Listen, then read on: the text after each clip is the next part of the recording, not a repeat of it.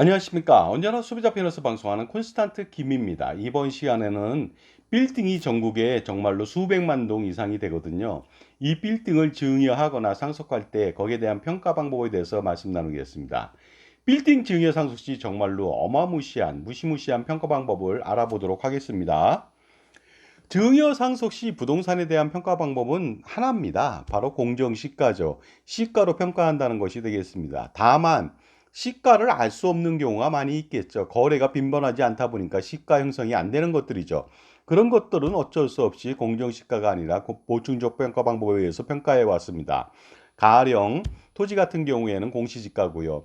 주택 같은 경우에는 공시가격으로 평가했고요. 그 다음에 건물 같은 경우도 기준시가로 평가를 했죠. 따라서 빌딩 건물이나 토지의 경우 시가보다 항상 적게 평가되기 때문에 증여세와 상속세 절세에 커다란 도움을 준 것은 사실입니다. 그래서 토지의 경우는요, 공시지가로 평가를 하게 되는데, 가령 예를 들어서 시가가 10억 원일지라도 공시지가가 3억 원밖에 안 되는 경우가 허다합니다. 그러다 보니까 어떻습니까? 시가를 평가해서 10억 원으로 성년자녀한테 증여하게 된다면 2억 2,500만 원의 증여세를 피할 수 없지만, 공시지가 3억 원으로 증여하게 된다면요. 증여세는 겨우 4천만 원밖에 나오지 않습니다. 따라서 어떻습니까? 시가 대비해서 1억 8,500만 원의 증여세를 절세할 수 있는 것이죠. 물론 취득세도 절세할 수가 있습니다. 빌딩의 경우도 건물에 대해서 기준시가와 토지에 대한 공시지가로 각각 나누어서 평가를 그동안 해왔습니다. 토지 건물에 대한 시가가 100억 원일지라도 건물 기준시가가 10억 원이고 토지에 대한 공시지가가 40억 원일 경우에는 100억 원이 아니라 총 50억 원에 대한 증여세와 상속세만 내면 되기 때문에 그동안 엄청난 절세를 해온 것이 사실이죠. 그런데 2020년도부터 비거주형 꼬마 빌딩하고 나대지에 대해서는요, 감정평가를 통해서 증여세와 상속세를 매기도록 되어 있습니다. 그래서 그동안 기준시가와 공시지가로 평가했을 때 대비해서 무려 2배, 3배가량의 세금을 더 내게 되는 것이죠.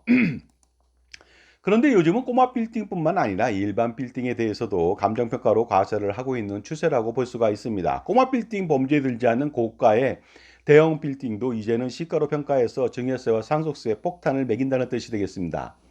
사실 꼬마 빌딩에 대한 기준이 정의가 별로 없습니다. 일반적으로 100억 원 내외, 5층 내외의 작은 빌딩이라고 말하지만 그런 기준이 없다 보니까 이연령, 비연령, 코에 걸면 코걸이, 귀에 걸면 귀걸이 형식으로 200억, 300억이 돼도 꼬마 빌딩으로 평가할 수 있고요. 5층이 아니라 10층이 되더라도 꼬마 빌딩으로 평가할 수 있다 보니까 어떻습니까?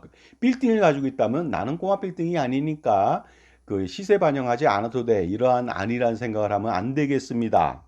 따라서 대형 빌딩의 경우도 건물 기준시가가 40억 원, 토지 공시지가가 160억 원으로 사실상 보충적 평가 방법을 통해서 평가한다면 200억 원밖에 되지 않습니다.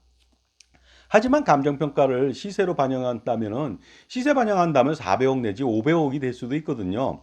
400억이 될 수 있는 것이죠. 이럴 경우 증여한다면 세금은 2배, 3배 더 낼 가능성이 아주 높습니다. 그러면 과다한 세금 때문에 사전 증여를 하기도 어렵고 갑작스럽게 상속을 맞이한다면 이것은 정말로 세금 폭탄을 피할 수 없고 특히 건물밖에 없다 상속재산이 그랬을 때 물납을 낸다면 나중에 엄청난 피해를 보게 됩니다.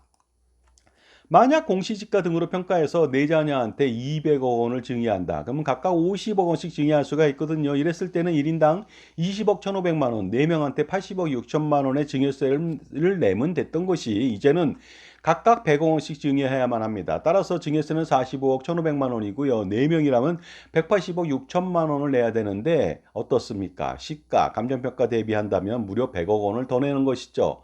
이러니 사전 증여하기도 어렵고 그다음에 상속을 맞이한다면 그야말로 진퇴양난이 아닐 수 없겠습니다. 상속 또한 마찬가지가 될 것으로 보입니다. 이러한 추세로 인해서 대형 빌딩은 물론이고요. 토지 중에 전, 답, 임야, 과수원 등에 대해서도 감정평가를 피해가기 어려울 것으로 보입니다. 향후에는요. 그리고 주택에 대해서도 거래가 빈번한 아파트는 실거래가로 평가해 왔는데요. 이제는 어떻습니까? 보충적 평가 방법에 의한 주택에 대해서 단독주택이나 아니면 공동주택 공시가격으로 평가해 오던 다가구주택, 단독주택, 연립 및 다세대주택, 빌라라고 하는 것들도요, 향후에 감정평가로 시가로 반영할 것으로 보입니다. 특히 10억 원 이상 초과되는 고가주택의 경우에는 피해가기 어려울 것으로 보입니다. 지금도요. 만약 다가구주택의 공시가격이 10억 원인데 시가가 25억 원일 경우라면 증여할 경우 어떤 것을 선택하느냐에 따라서 어떻습니까? 잘 평가를 받아야지 증여세를 엄청나게 줄일 수가 있는 것입니다. 다만 주택의 경우에는 고액이 아닌 경우와 주변 시세 대비해서 공시가격과의 차이가 덜 나는 대상은 아직까지 시가평가 대상이 되지 않을 수는 있습니다. 하지만 지금이라도 사전에 증여를 서두르는 필요가 있겠죠. 향후에 부동산 가격이 급등할 가능성이 높고요.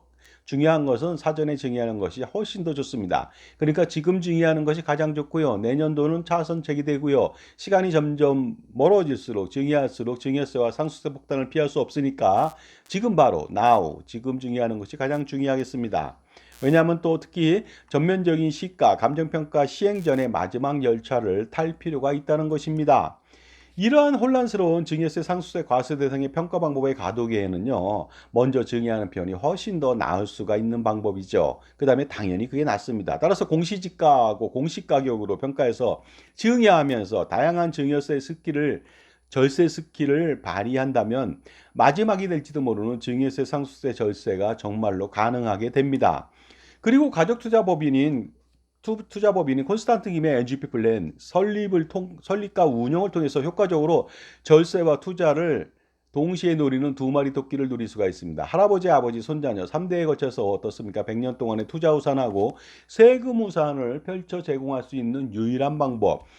획기적인 증여세, 상속세, 절세 방법, 종소세 건보료 절감 방안은요, 콘스탄트 김의 넥스트 제너레이션 플랜, NGP 플랜밖에 없다고 판단을 합니다. 바로 가족투자법인, 손자녀 법인을 만들어서 운영을 함으로써 법인세 절세하고 비용 처리, 그리고 증여세 및 상속세의 대폭적인 절세, 이 모든 것을 추구할 수 있는데 100년 동안 무려 그것을 추구할 수가 있습니다. 그러니 재산 규모가 100억, 200억 정도 된다면 100년 동안에 수백억, 수천억 원을 줄일 수가 있는 것이죠.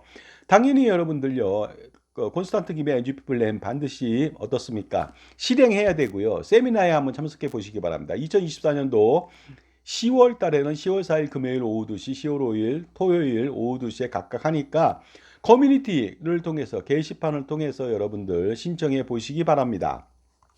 자, 지금까지 정말로 딜레마가 아닐 수 없는데요. 서울이나 대도시에 가지고 있는 빌딩, 건물에 대해서 평가 방법을 알아봤고요. 효과적으로 상속세, 증여세 절세하는 대처하는 방안에 대해서 말씀 나눴습니다. 감사합니다.